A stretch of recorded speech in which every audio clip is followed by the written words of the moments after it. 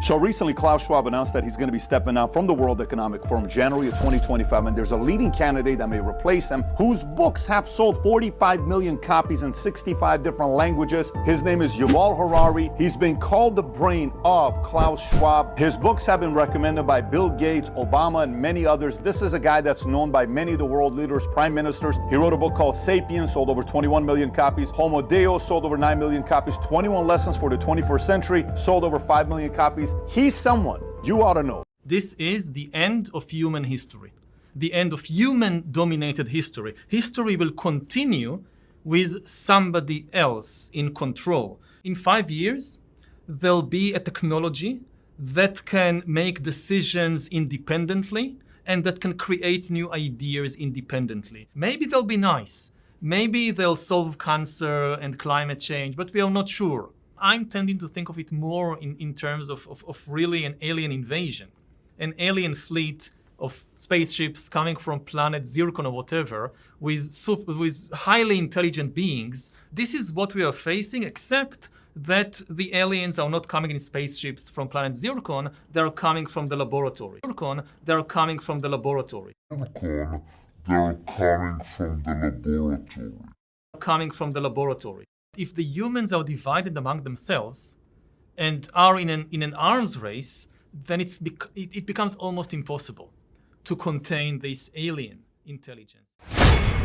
Given the ability to re-engineer bodies and brains and minds, then our imagination too is up for grabs. So I can tell you what sapiens like us would like to do with things like bioengineering or direct brain-computer interfaces. They would like to extend their lifespans, to be more healthy, to be more beautiful. But once you change the basic parameters of the human brain and of the human mind, I have absolutely no idea what the new kind of entities would like to do with these technologies. I mean, so far in history, what we have seen is humans, just like us, changing the world outside them. So they cut down forests, they build bridges, they build factories, all kinds of things. But the real change now is that we are gaining the ability to start re-engineering not the world outside us, but the world inside us, inside the body and the brain. By definition, you don't know where this is leading because you're still stuck with your brain. It's happening on three fronts. There is biological engineering, which is taking the body as we know it, as natural selection shaped it, and basically speeding up natural selection.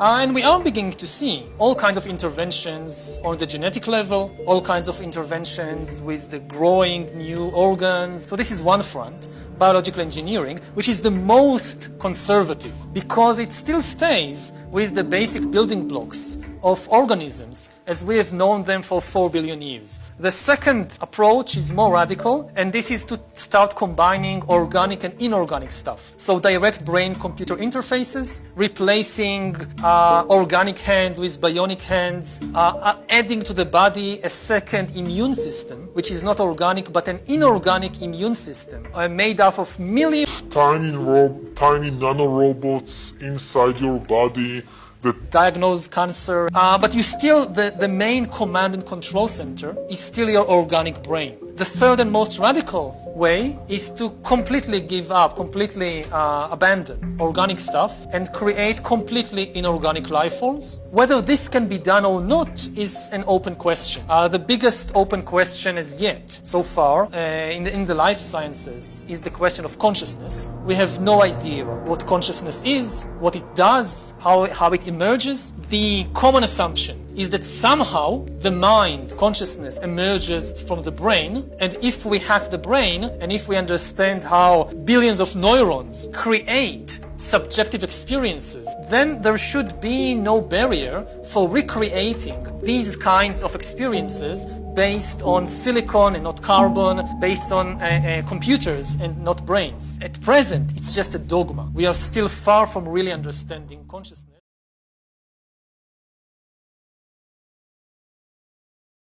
COVID is critical because this is what convinces people to accept, to legitimize total biometric surveillance. If we want to stop this epidemic, We need not just to monitor people, we need to monitor what's happening under their skin. What we have seen so far, it's corporations and governments collecting data about where we go, who we meet, what movies we watch. The next phase is the surveillance going under our skin. We're now seeing mass surveillance systems established even in democratic countries, which previously rejected them. And we also see a change in the nature of surveillance. Previously, surveillance was mainly above the skin. Now it's going under the skin. Governments want to know not just where we go or who we meet. Above all, they want to know what is happening under our skin. What's our body temperature? What's our blood pressure? What is our medical condition? Now humans are developing even bigger powers than ever before. We are really acquiring divine powers of creation and destruction. We are really upgrading humans into gods. We are acquiring, for instance, the power to re-engineer life. I know that in recent years, we saw populist politicians undermining deliberately the trust that people have in important institutions like universities, like respectable media outlets. These populist politicians told people that, say, scientists are this small elite, disconnected from the real people. I mean, all this story about Jesus rising from the dead and being the Son of God, this is fake news. Humans are now hackable animals. You know, the whole idea that humans have, you know, they have this soul or spirit and they have free will and nobody knows what's happening inside me. So whatever I choose, whether in the election or whether in the supermarket, this is my free will. That's the only thing God managed to create are organic beings. All these trees and giraffes and humans, they are just organic. But we are now trying to create inorganic entities, inorganic life forms, cyborgs, artificial intelligence, and so forth. If we succeed, and there is a very good chance we will, then very soon we will be beyond the God of the Bible.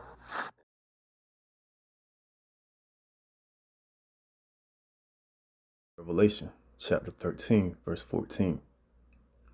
And deceiveth them that dwell on the earth by the means of those miracles, which he had power to do in the sight of the beast, saying to them that dwell on the earth, that they should make an image to the beast, which had the wound by a sword and did live.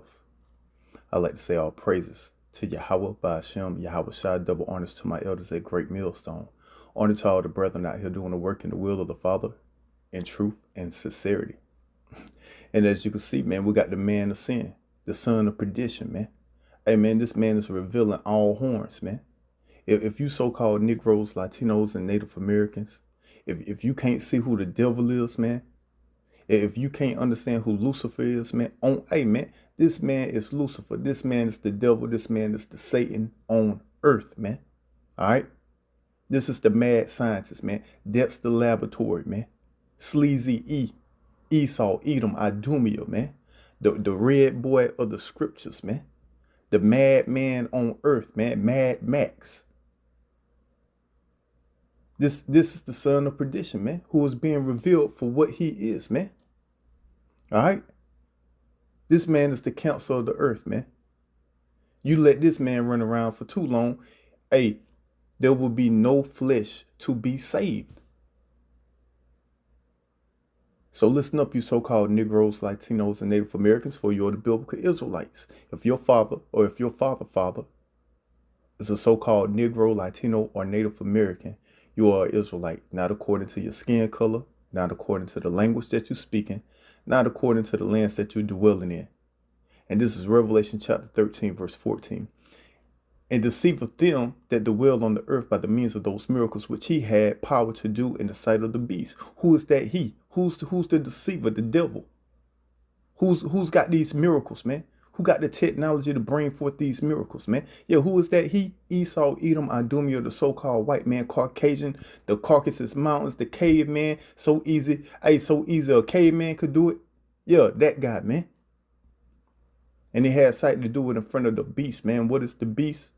NATO EU. That's his power structure with the whore that rideth upon the beast, being United States of America. Saying to them that dwell on earth, saying to all the nations that dwell on earth, that they should make an image to the beast, that they should get in line with their image. And the image that they're trying to push forth is their new world order, merging man with computer, global reset. All right. You shall own nothing and be happy.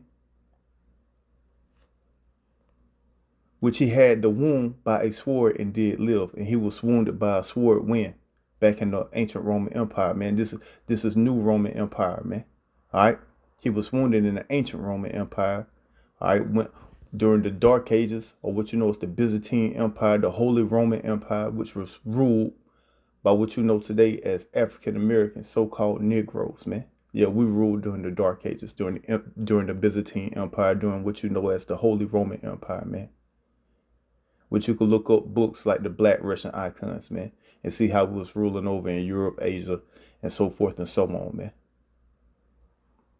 So, yeah, this man did live, man. This man came back into power, what you know as the Renaissance period, all right? Yeah, he came back into power, man, through the Spanish Empire, man. Verse 15, and he, Esau, Edom, Idumea, the so-called white man, had power to give life unto the image of the beast. He has the height of the hill. All right, the earth is given into the hands of the wicked. They got the power right now in the earth, man.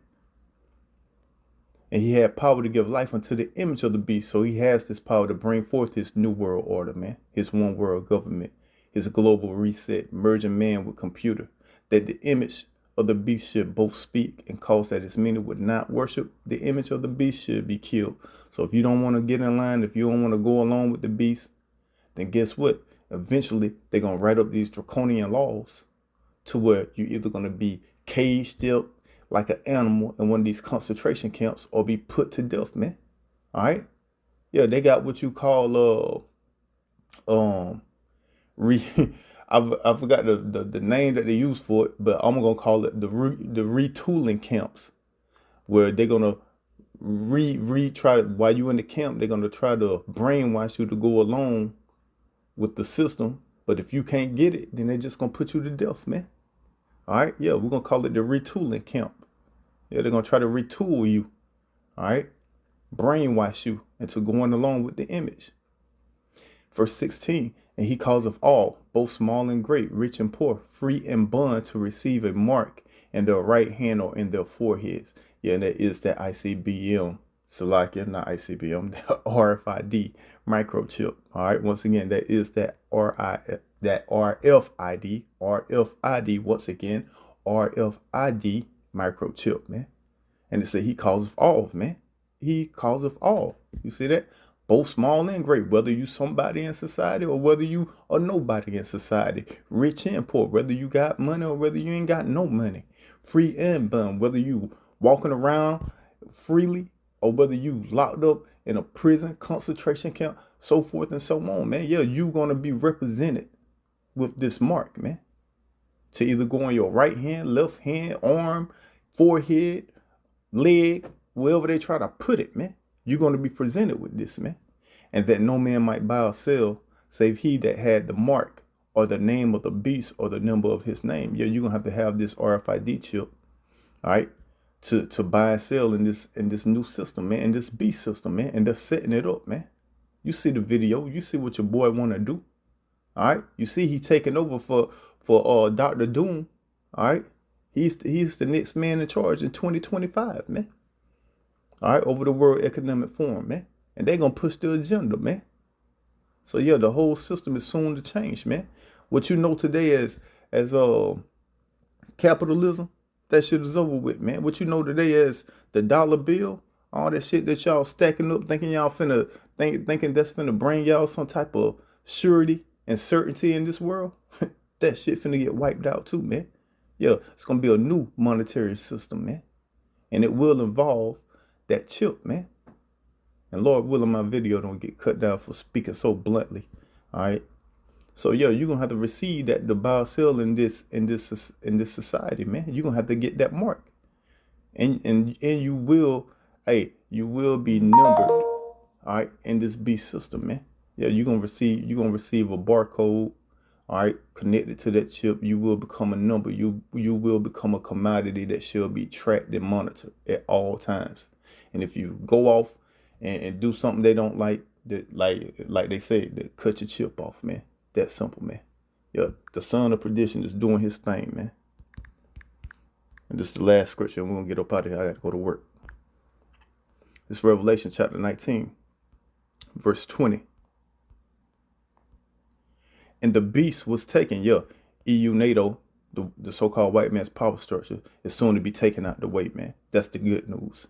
And with him, the false prophet. Yo, this man is the false prophet. This man walks around all day claiming that he's the people of God, claiming that he is God, claiming that God looks like him, claiming that who the word is called Jesus is him. No, man, this man is the damn, hey, man, this man is a false prophet, man, a deceiver, man, a devil, man.